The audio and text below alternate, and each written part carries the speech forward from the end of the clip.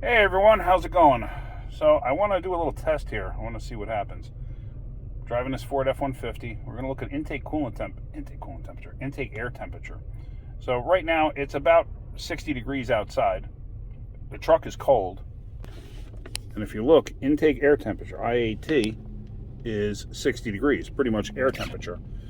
But we're going to go for a ride and let's see what happens. I'm curious about something. So it's 66 degrees here. Insert photo.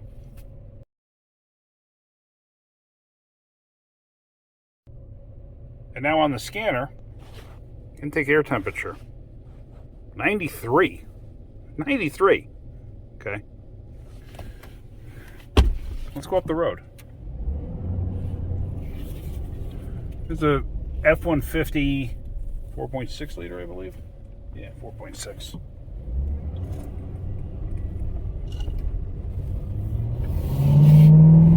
Ooh, it's got to be faster. Whew! Man, did you hear all that horsepower? Did you hear the performance? It's got to be faster, right? It has to be. Because it's making noise, so it has to be faster. Okay. Now, this is a cool day, and it's still at 93 degrees. And I just drove this thing 8 miles from the church back to the shop. You know what I'm pointing out here. This thing has a cold air intake with a box and everything else. Let me get back to the shop and I want to show you. I'm going to compare it to my truck a little bit later. Yes, it's not going to be apples to apples. It's kind of going to be like, a red apple to a Macintosh apple. But you'll understand where I'm going with this. Most of the time, cold air intakes do not do what people think they do. They say, "Oh yeah, I got performance increases. My 110 horsepower car now has 180 horsepower because I put this cold air intake on, and you could feel it in the seat of your pants." No, you can't. I don't care what you say. I don't care what kind of lies you try to tell yourself. You're not feeling it. You're not, unless you're buying. Like I said, you can get really good ones that do actually work. Unless you're buying the ones that cost like $500, $600, $700, the ones that are specifically designed to be, that have been dyno proven and everything else. Unless you're buying one of those, if you're buying one of those eBay things, you're not getting anything that's worth a darn. You really aren't. I have seen some very good ones out there. Yes, there are. But now, if you think you're going to have a 500 horsepower Camaro, a 450 horsepower Mustang, a 700 horsepower Mustang, an 800 horsepower Challenger, do you honestly think the manufacturer didn't put the best air intake system they could on that vehicle? Come on. Do you really think that some company out there is going to say, "Oh, yeah, you're going to bolt our intake up and you're going to gain 20 horsepower"? No, it ain't happening. Come on. Use your brain for a second. Just because you can hear it go going up the road doesn't mean you're making any more power. I shouldn't have done that. That actually hurt. You're not making any more power. You're really not. You're hurting the performance of your vehicle more often than not. I mean, I've heard people saying, "Oh yeah, I bolt them onto every one of my trucks, and every one of my trucks, it improves gas mileage, this and that and the other thing." First off, a lot of people say, "Oh, they put the factory air filter in that way, they design it that way for emissions and everything else." And they put their cold air intake on, and they gain 2 miles to the gallon. No, you didn't.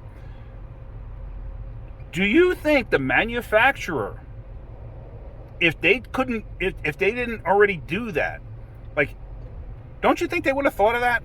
Because if you can get more miles per gallon, you're improving emissions because you're using less fuel.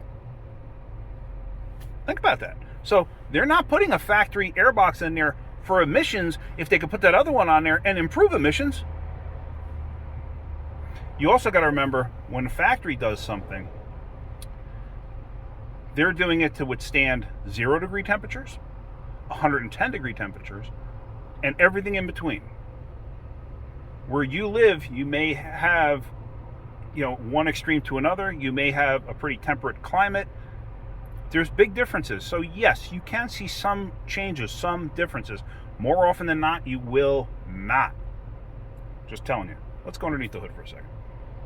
So here we are. Here's the dirty K&N air filter, or whatever it is. I don't know if it's K&N. It might not be. Oh yeah, it is K&N. And here you have whatever in the hell this thing is. Put my scanner down. Sorry. Air something. Air performance. Air. I have no idea what that even says. Hold on a second. I really don't understand the reason for having a siren on like that when there's no traffic out right now. Anyway, Air